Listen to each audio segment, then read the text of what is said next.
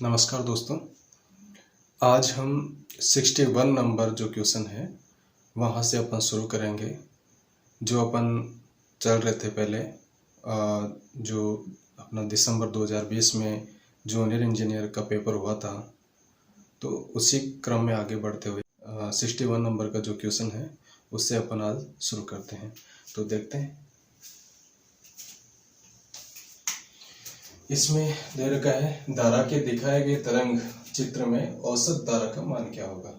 यानी कि करंट का जो एक वेव दिखाया गया है, तो औसत इसमें एवरेज करंट का मान पूछा गया है। तो इसमें ज़्यादा कुछ देखने की जरूरत नहीं है। सिंपल चीज़ आप ध्यान में रखें कि आई एवरेज बराबर क्या होता है कि आई मैक्स इंटू 2 पाई। ठीक है, तो इससे अपन निकालेंगे तो इसके नियरेस्ट आपका आंसर आएगा। करेक्ट आंसर इससे नहीं आएगा बट नियरेस्ट आपको मिल जाएगा। आई मैक्स जो रहेगा आपका, आई मैक्स ये मैक्स हो गया। ठीक है, तो ये जैसे कि आई मैक्स हो गया मेरा 2 इंटू 2/पाई। ठीक है, या 2 इंटू 0.637। तो इससे अपना 1.274 एम्पियर कुछ आता है। तो इसके नियरेस्ट जो रहेगा उसको आंसर मान लेंगे। तो ये तो इससे कम रह गया और ये इससे ज़्यादा है। तो ये वाला इससे ज़्यादा, इससे ये वाला इससे कम है। तो ये अपना इसका आंसर रहेगा 1.5 एम्पियर। ठीक है, चलो नेक्स्ट क्वेश्चन अपन देखते हैं कि धारा के लिए दिए गए समीकरण में धारा का वर्ग माध्यमूल मान होगा। ये पूछ रहा है कि करंट के लिए जो समीकरण दे रखा है, ये जो समीकरण दे रखा है, तो धारा इसके अनुसार धारा का जो आरएमएस जो वैल्यू है वो क्या होगी। तो ऐसा कोई भी इक्वेशन अगर दिया होता है, आई नॉट, आई बराबर I not plus I max sine omega t plus theta. अगर इस टाइप का कोई भी इक्वेशन दिया होता है तो उसका आरएमएस वैल्यू निकालने के लिए क्या करना पड़ेगा। तो आई आरएमएस बराबर क्या होता है, रूट आई नॉट का whole square plus I max root 2 का स्क्वायर। तो अब इसमें क्या है, आई मैक्स जो है, आई नॉट जो है वो है 10 और आई मैक्स जो है वो 5 एम्पियर। ठीक है, तो अपन इसको कैसे इसमें ये पुट कर देते फॉर्मूले में। तो रूट आई नॉट अपना कितना है 10 का whole square plus I max कितना है अपना 5 है, रूट 2 का होल स्क्वायर। तो इसका कितना हो जाएगा 100 प्लस इसका 25 प्लस इसका हो जाएगा 2। अभी इसको जब जैसे अपन हल करेंगे, इसको काट लो, कितना हो गया 12.5। अभी इसको जोड़ेंगे तो 112.5 का रूट निकालेंगे। तो इसका रूट जब निकालेंगे तो 10.6 आ जाएगा। तो इसके जो आरएमएस जो वैल्यू है वो 10.6 रहेगी। ठीक है, नेक्स्ट जो अपना क्वेश्चन है वो ये रहेगा कि चित्र में प्रदर्शित परिपथ में स्विच एस को बंद करने पर समय t0 यानी कि जीरो समय में धारा का मान क्या होगा। अगर मैं समय ज़्यादा नहीं लगा रहा हूँ और उसको तुरंत बंद कर रहा हूँ, यानी कि 0 सेकेंड लग रहा है मेरा, तब इसके अंदर धारा कितनी प्रवाहित होगी। तो आप एक चीज़ ध्यान देना कि स्टार्टिंग समय में कैपेसिटर है वो शॉर्ट सर्किट के बातें काम करता है। स्टार्टिंग समय में जब जैसे स्टार्ट किया तो कैपेसिटर क्या करता है कि शॉर्ट सर्किट की बातें कार्य करता है और इंडक्टर है वो ओपन सर्किट की बातें कार्य करता है। ठीक है, तो इसमें क्या लगा है अपना ये कैपेसिटर लगा है। तो ये क्या जैसे अपन करेंगे तो ये शॉर्ट सर्किट की बातें काम करेगा। शॉर्ट सर्किट की बातें काम करेगा, इसका मतलब क्या है, यहाँ पे ये लूप है एक तरीके से, यानी कि ये शॉर्ट है। तो शॉर्ट हो गया तो इसका मतलब है कि यहाँ पे कैपेसिटर है नहीं।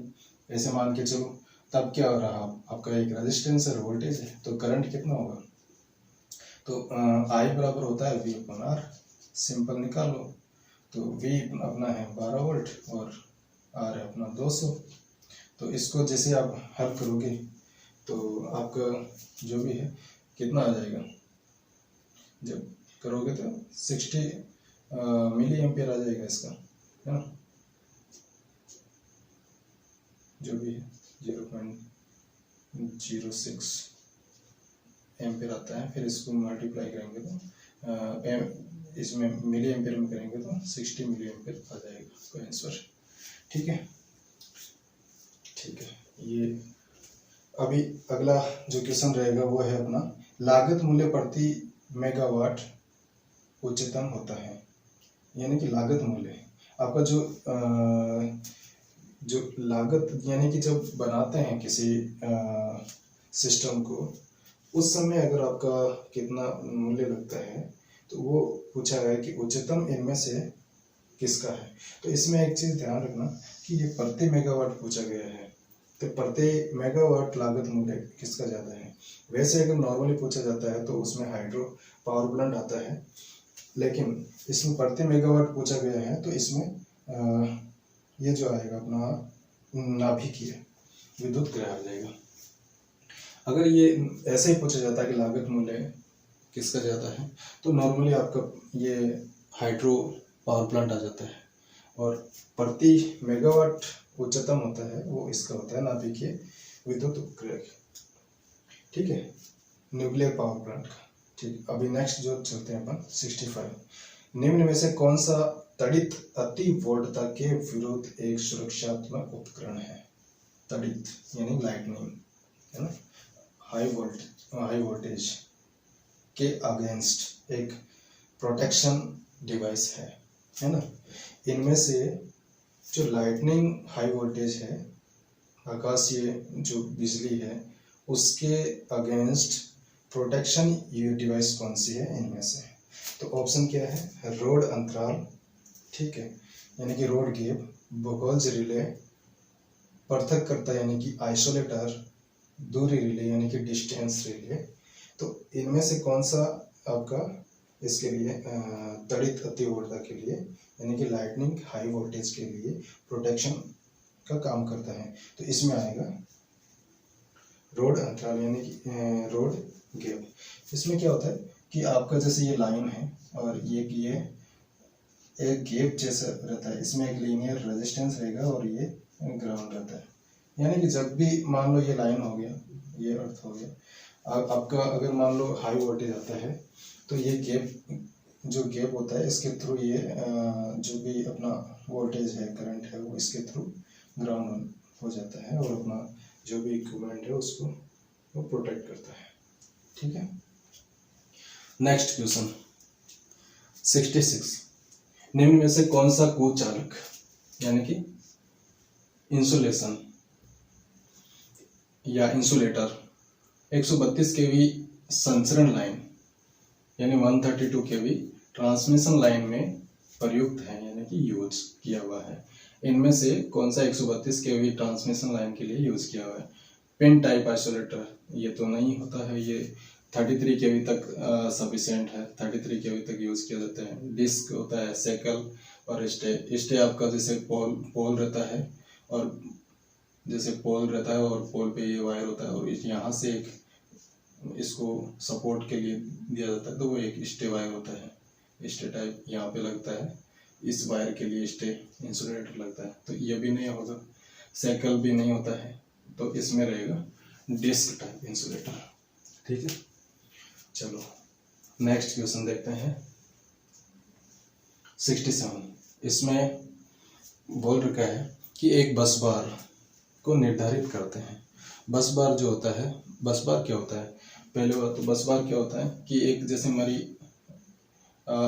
एक इनकमर आया हुआ है, यानी कि जैसे कोई सप्लाई आया हुआ है और वो आके एक किसी बस बार में कनेक्ट है। बस बार मतलब इनकमिंग और आउटगोइंग यहाँ से अगर निकल रहा है, ये मेरा सर्किट ब्रेकर है, इनकमिंग आया और आउटगोइंग निकला है, इन दोनों के बीच में जो कनेक्ट होता है, सप्लाई कनेक्ट होता है, इनकमिंग और आउटगोइंग, इसको अपन बस बार बोलेंगे। अभी ये बोल रहा है कि बस बार को निर्धारित कैसे करते हैं। तो इसमें करंट, ओनली करंट, तो ओनली करंट से नहीं होता है, करंट वोल्टेज दोनों नहीं, करंट वोल्टेज एंड फ्रीक्वेंसी ये भी ठीक है, but current voltage frequency and short time current capacity, तो इसमें इन चीज़ों को देखते हुए बस बार को निर्धारित किया जाता है। ठीक है, नेक्स्ट क्वेश्चन रहेगा अपना, निम्न में से कौन सी राशि, ठीक है, 1 किलोवाट घंटा यानी कि किलोवाट आवर 1 यूनिट के बराबर है। यानी कि इनमें से जो ऑप्शन दे रखा है इनमें से 1 यूनिट के बराबर कौन सी राशि है। तो ये तो नहीं है, 1000 वाट है तो किलोवाट कहाँ होगा, 1000 वाट तो मतलब 1 किलोवाट हो गया, लेकिन आवर्स नहीं है इसके अंदर, जूल में भी नहीं है। जूल आपका जूल में अगर रहता है तो 3.6 इंटू 10⁻⁶ जूल होगा। ठीक है, और ये भी नहीं होगा, ये एचपी का 1 एचपी बराबर इतना होता है मीट्रिक प्रणाली में, और तो अपना कौन सा रहेगा ये, यानी कि 1 यूनिट बराबर 860 किलो कैलोरी होता है। ठीक है, इसमें जो आंसर है वो ये रहेगा। अगर यहाँ पे जूल में अगर ये दिया होता 3.6 इंटू 10⁻⁶ जूल, तो ये भी आंसर हो जाता, बट ये नहीं है। ठीक है, ये फाइनल इसका आंसर रहेगा। चलो नेक्स्ट क्वेश्चन अपना है, किरचॉफ के विभव के नियम के अनुसार किसी बंद परिपथ में सभी विभवपात तथा विभव विद्युत वाहक बल का बीजगणितीय योग क्या होता है, ये पूछा गया है इसमें।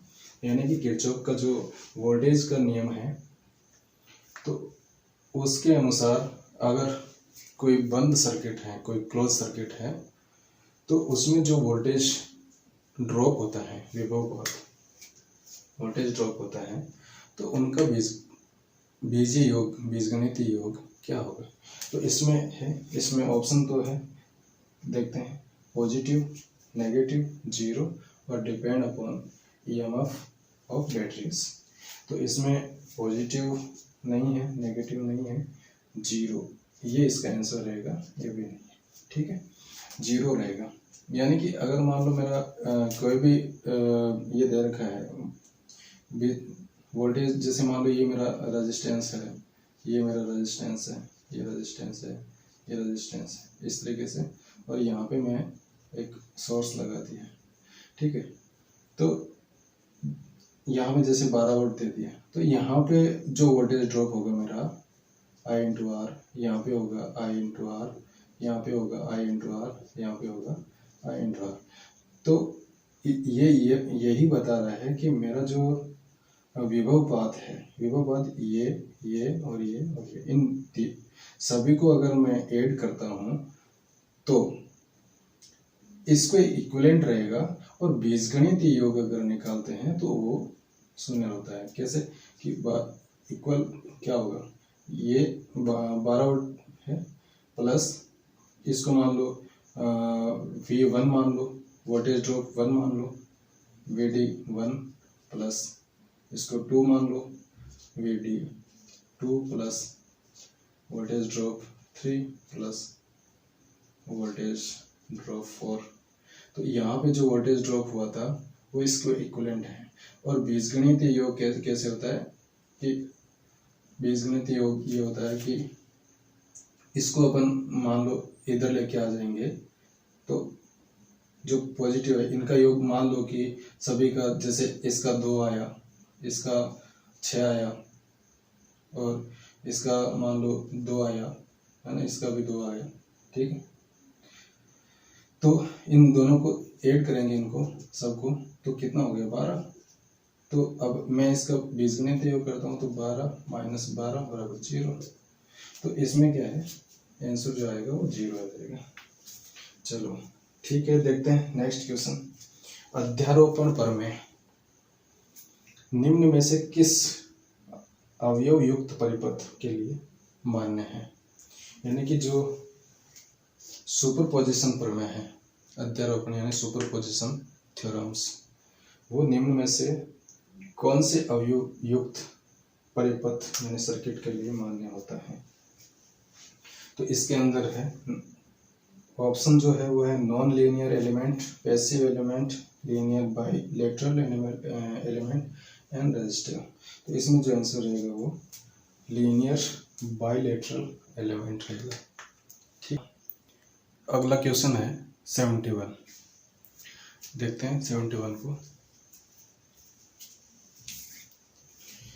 यदि दो परिणामित्र जिनकी प्रतिशत प्रतिबाधा निम्न है समांतर क्रम में संयोजित हैं तथा एक बार को साझा कर रहे हैं तो क्या होगा? यानी कि दो ट्रांसफार्मर है और उनका जो प्रतिशत परसेंटेज इम्पीडेंस है जो अलग है, दोनों का अलग अलग इम्पीडेंस है, प्रतिशत जो प्रतिबाधा वो अलग अलग है, समांतर क्रम में उसको संयोजित है। यानी कि ये एक शर्त होती है ट्रांसफार्मर की, यानी कि ट्रांसफार्मर की जो शर्तें होती है कि समांतर क्रम में संचालित करने के लिए ट्रांसफार्मर की क्या क्या शर्तें होती है। तो उसके अंदर एक ये भी है कि जो प्रतिशत प्रतिबाधा है वो समान होनी चाहिए, जबकि यहाँ पे है भिन्न है, और भिन्न होने के बाद वो समांतर क्रम में संयोजित किया हुआ है और एक भार को साझा कर रहे हैं दोनों। ठीक है, तो उस कंडीशन में आपका ट्रांसफार्मर का क्या होगा? तो देखते हैं, एक ट्रांसफार्मर है सदैव ओवरलोडेड रहेगा, एक परिणामित्र की जलने की संभावना रहेगी, यानी कि वो चल सकता है, ऑप्शन है ये, और सी है साझा किया गया भार उनकी केवीय क्षमता के अनुपात में नहीं होगा, इनमें से कोई नहीं। तो इनका जो आंसर है वो सी रहेगा, साझा किया गया भार इनकी केवीय क्षमता के अनुपात में नहीं होगा। ठीक है, नेक्स्ट क्वेश्चन रहेगा अपना 72।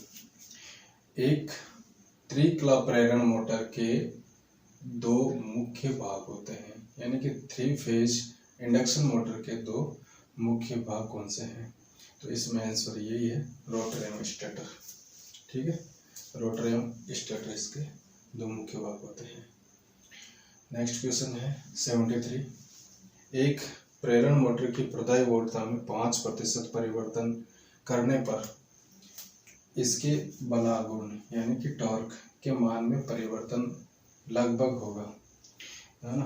तो एक इंडक्शन मोटर है, उसकी जो सप्लाई वोल्टेज है, प्रदाय वोल्टता यानी कि सप्लाई वोल्टेज में अगर 5% का परिवर्तन करते हैं तो उसके टॉर्क में क्या परिवर्तन आएगा? देखो, एक फॉर्मूला है, टॉर्क समानुपाती v² होता है, और इसका जो प्रतिशत जो चेंज है, टॉर्क प्रतिशत चेंज है, वो होता है डेल्टा T/T, और वोल्टेज परिवर्तन जो प्रतिशत वोल्टेज परिवर्तन है वो होता है डेल्टा V/V इंटू 2, या ऐसे लिख सकते हैं इसको। ठीक है, परिवर्तन सप्लाई वोल्टेज में प्रतिशत परिवर्तन का फॉर्मूला है। तो इसमें अपन ये रखते हैं कि 5% ये परिवर्तन हो रहा है ना, परिवर्तन लिख रहे हैं ना, 5% परिवर्तन, तो 5 इंटू 2 यानी कि टोटल कितना हो गया, 10% का इसमें यह रहेगा, परिवर्तन हो जाता है। ठीक है, फॉर्मूले वगैरह आप याद रखना, इजीली हो जाता है। 74। निम्न में से कौन सी एक श्रेणी क्रम RLC परिपथ में विद्युत अनुनाद की शर्त है? यानी कि इलेक्ट्रिक रेजोनेंस की जो शर्त है वो है, इसमें क्या है? तो श्रेणी RLC सर्किट है जिसमें एक रेजोनेंस की क्या शर्त, अनुनाद की शर्त है, वो XL बराबर XC होता है। ठीक है, नेक्स्ट, एक त्रिकला भार द्वारा ली गई वास्तविक शक्ति होती है। जो 3 फेज जो लोड होता है उसका वास्तविक शक्ति होती है वो कौन सी होती है, यानी कि एक्टिव पावर जो होती है, एक्टिव पावर कौन सी होती है। देखो अगर मान लो फेज वोल्टेज दे रखा होता है तो 3 into VP into IP into cos pi, एक तो ये होता है पावर बराबर, एक पावर बराबर होता है √3 into VL into IL into cos phi. अब इनमें से जो भी ऑप्शन मिलता है वो सही है, तो ये VP वाला तो इसमें है नहीं, तो √3 VL IL कोस फाई किस में है, √3 VL IL कोस फाई, तो ये इसका आंसर हो जाएगा। ठीक है,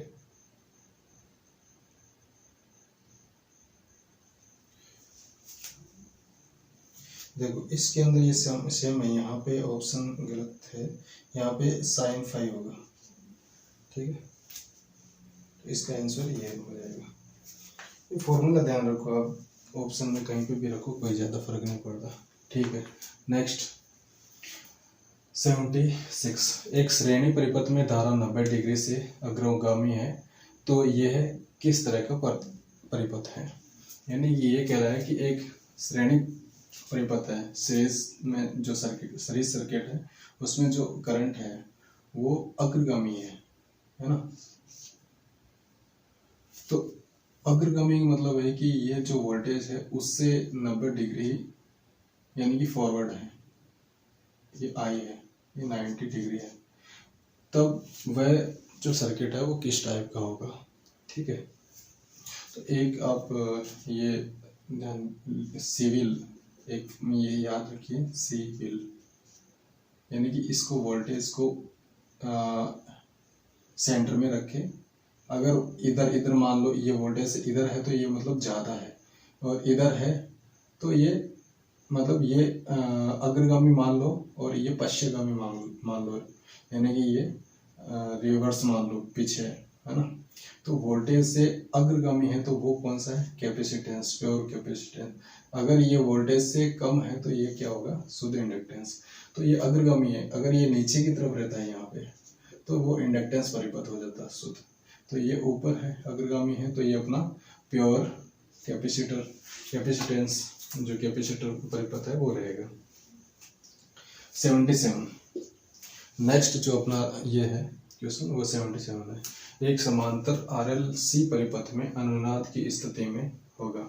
अनुनाद है वो एक समांतर RLC परिपथ में अनुनाद की स्थिति में क्या होगा, इसमें होता है हाईएस्ट इम्पीडेंस, उच्च प्रतिबाधा होता है। ठीक है, अगला क्वेश्चन अपना है अति उच्च विभव की संतरण लाइन में अपेक्षित परिपथ वियोजक हैं, यानी कि एक्स्ट्रा हाई वोल्टेज की जो ट्रांसमिशन लाइन है उसमें अपेक्षित परिपथ वियोजक यानी सर्किट ब्रेकर कौन सा यूज किया जाता है, एक्स्ट्रा हाई वोल्टेज के जो ट्रांसमिशन लाइन है। ठीक है, तो इसमें ये नहीं है, ये भी नहीं है, ये रहेगा, ये भी नहीं है। ठीक है, तो इसके अंदर SF6 सर्किट ब्रेकर रहेगा। नेक्स्ट है 79, मर्ज प्राइस सुरक्षा प्रणाली प्रयुक्त होती है। मर्ज प्राइस सुरक्षा प्रणाली किसमें प्रयुक्त होती है, एक तो होता है ट्रांसफार्मर में और एक होता है अल्टरनेटर की जो वाइंडिंग, स्टेटर की वाइंडिंग है उसको प्रोटेक्शन करने के लिए मर्ज प्राइस सुरक्षा प्रणाली का प्रयोग किया जाता है। तो इसमें sub station, capacitor bank, induction motor नहीं है, इसमें आंसर रहेगा जनरेटर, अल्टरनेटर जनरेटर, एक ही बात है। ठीक है, एक केबल में प्रयुक्त कुचालक पदार्थ में निम्नलिखित विशेषताएं होनी चाहिए।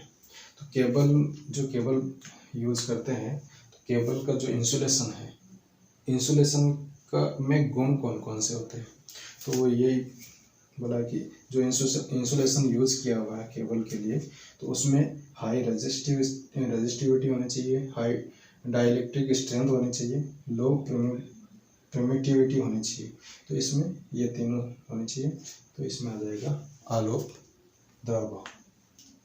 ठीक है, चलो देखते हैं नेक्स्ट क्वेश्चन 81 से।